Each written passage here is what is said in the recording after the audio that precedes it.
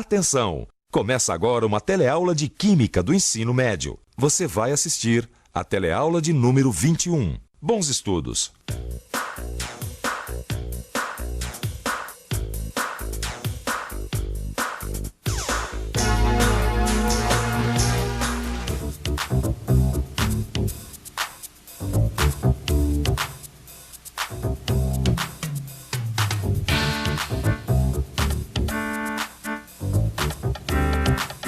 É o seguinte, Zezé, o minério de ferro é extraído da terra, depois ele é aquecido num forno, junto com o carvão e o mármore. Aí o ferro sai derretido junto com o carbono dissolvido. Ah, esse é o ferro gusa, não é? Isso, só que o ferro gusa, apesar de duro, ele é muito quebradiço. Para ele ficar mais resistente, tem que diminuir a quantidade de carbono. E eles fazem isso injetando oxigênio no ferro derretido, justamente para queimar o excesso de carbono. E controlando o volume de oxigênio injetado, o aço fica com mais ou menos carbono. Isso é muito importante, porque... Ah, porque as propriedades do aço dependem da quantidade de carbono que está dissolvida no minério de ferro, né? Tá, isso eu já entendi, né? Como é que se produz o aço a partir do minério de ferro. Agora, o que eu queria saber é como é que se transforma a sucata de ferro em aço. Não é só você, não. Você também quer saber como é que o ferro velho vira aço, não é mesmo? Pois aprendi tudo isso naquela visita que eu fiz na siderúrgica junto com o Rodrigo. Então agora eu vou explicar para Zezé e para você como se obtém aço a partir da sucata. Nessa teleaula você vai ver o que é aço inoxidável, porque o aço inoxidável não enferruja. E vai aprender o que é uma substância simples. Tudo pronto? E você, Zezé? Ah, eu sou todo ouvidos.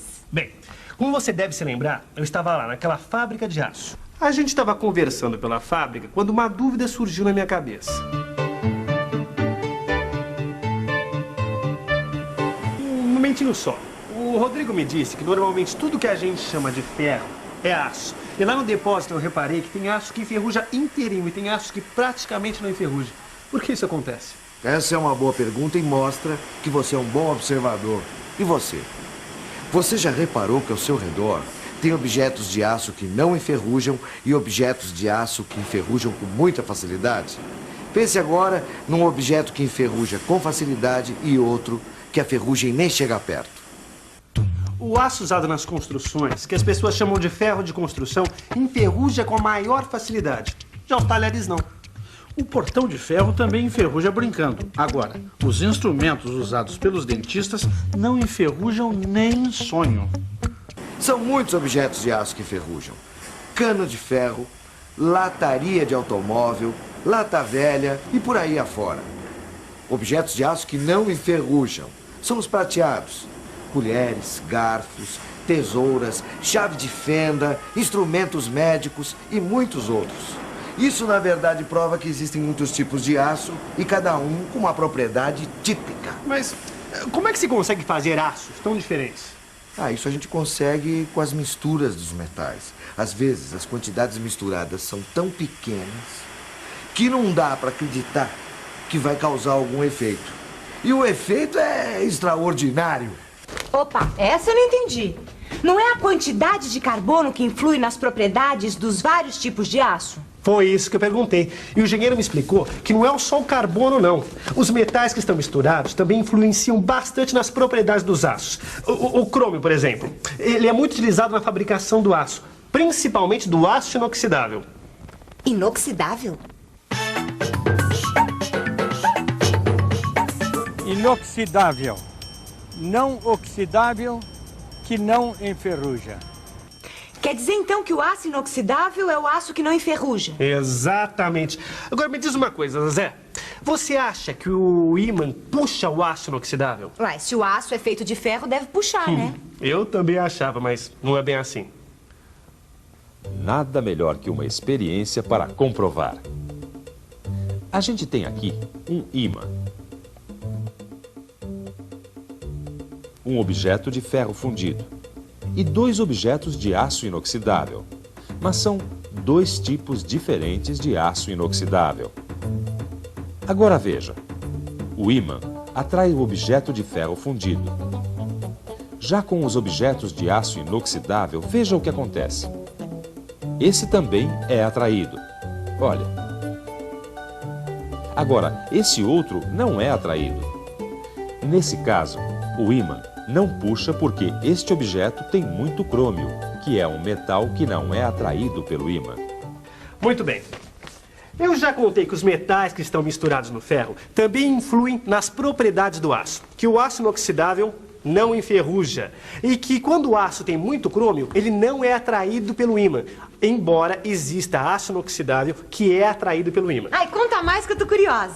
Ô, Clóvis, lembra daquele aço que não foi carregado e você perguntou por quê? Então, aquele aço é rico em crômio e por isso vale muito mais que o aço comum. Ah, lembro, um aço bonito que até brilha. É isso mesmo. Você bate o olho e reconhece. E ele tem uma grande vantagem. Ele não enferruja. E vocês sabem por que ele não enferruja? E você? Sabe por que o aço inoxidável não enferruja? Preste atenção que eu vou contar por que o aço inoxidável não enferruja. O aço inoxidável não enferruja porque quando o metal entra em contato com o ar, o crômio se liga rapidamente com o oxigênio. Aí se forma um composto chamado óxido de crômio. Esse composto é muito duro e gruda fortemente no resto do metal. Peraí, eu acho que já entendi. É como se esse óxido de crômio formasse uma película protetora ao redor do objeto. Na verdade é uma casquinha dura que fica em cima do metal, protegendo ele. Mas é bem diferente da casquinha que se forma em cima do ferro comum. No aço comum, é o próprio ferro que se liga com o oxigênio do ar, principalmente quando está tudo molhado. Aí, o composto que se forma é esfarelento, a nossa velha e conhecida ferrugem. Tem uma coisa que eu ainda não entendi. Se o óxido de crômio forma uma casquinha em cima do metal, por que o aço inoxidável é tão brilhante? É simples. Porque essa casquinha que se forma em cima do metal, de óxido de crômio, é transparente, como o vidro. Só que muito dura, muito difícil de quebrar.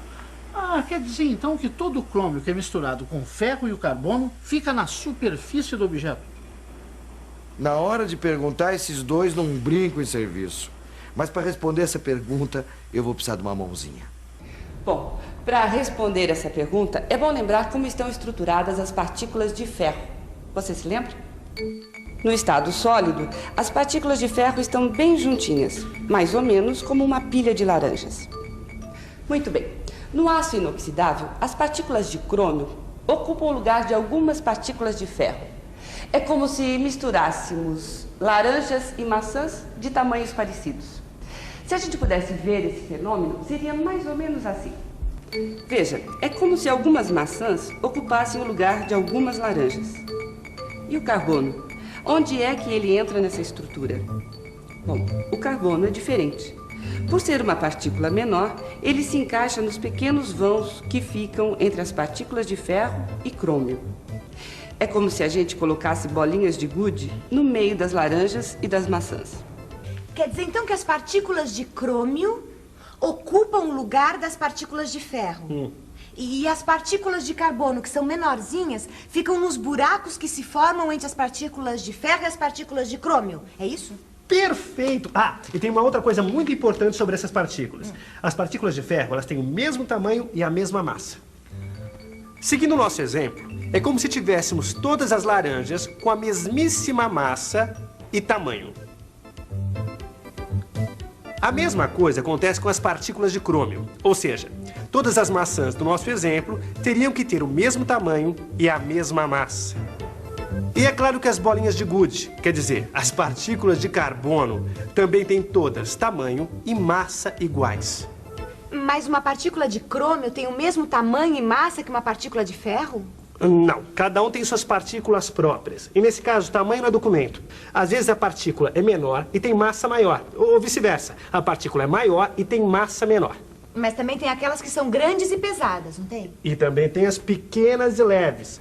Tudo depende da substância em questão. Ah, e por falar em substância, com essa história de partículas, eu aprendi o que é uma substância simples.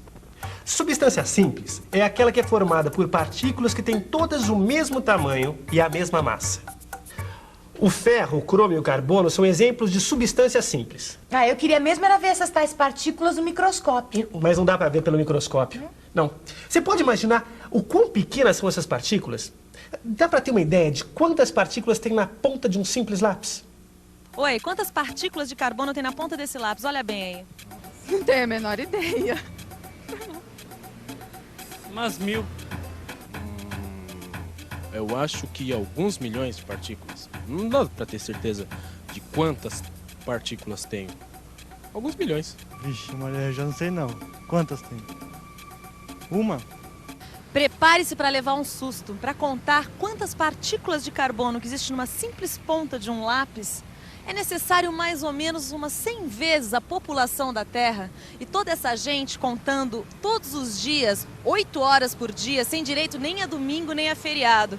Isso pelo menos por uns 60 anos. Dá para imaginar? Tá, você falou, contou um montão de coisa aí, mas você ainda não me contou como é que se obtém o aço a partir da sucata. Mas é justamente isso que eu vou contar agora. O engenheiro me explicou tudinho. Geralmente, todo o aço que é vendido para o depósito do sucata está enferrujado. Quer dizer, não é aço inoxidável. E a quantidade de crômio é baixa. Toda essa sucata é colocada no forno e derretida. E a ferrugem? A ferrugem derrete junto com o ferro. Falando nisso, se a ferrugem derrete junto com o ferro, o que a gente pode dizer do ponto de fusão da ferrugem? Vamos pensar um pouco? Vamos pensar um pouco.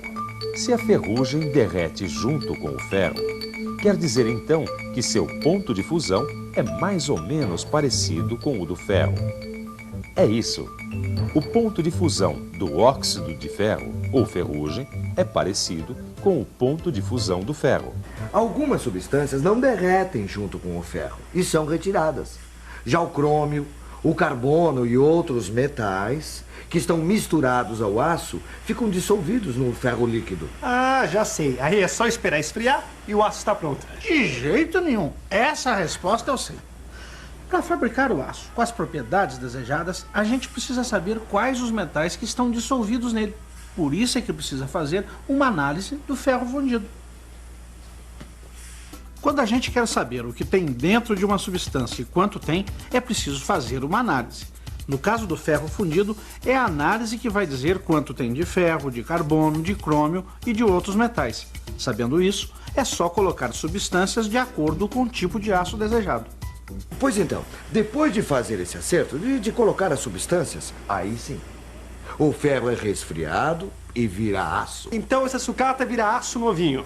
Novinho? É novinho mesmo. O aço produzido a partir da sucata é igualzinho ao aço produzido a partir do minério de ferro. Promessa feita, promessa cumprida. Agora você já sabe como se obtém aço a partir da sucata de ferro. E para não esquecer nadinha, fique de olho na revisão. E atenção, se liga aí que é hora da revisão. Nessa teleaula, você aprendeu que existem muitos tipos de aço e que uns enferrujam, outros não. Viu também que o aço que não enferruja é chamado de aço inoxidável e que ele não enferruja por causa da casquinha que se forma sobre o metal, resultado da reação do crômio do metal com o oxigênio do ar. Você verificou ainda como é a estrutura de uma liga de aço inoxidável e ficou sabendo que as partículas de uma substância simples têm todas o mesmo tamanho e a mesma massa. Por último, você viu como é o processo de obtenção do aço a partir da sucata. Viu a importância da análise e aprendeu que o aço produzido a partir da sucata é igualzinho ao aço produzido a partir do minério de ferro. Bem, agora é hora de você reciclar os seus conhecimentos. É isso aí. Transforme a sua vontade de aprender em conhecimento novinho. É só você pegar o seu livro de química e dar uma boa estudada. Bons estudos e até a próxima.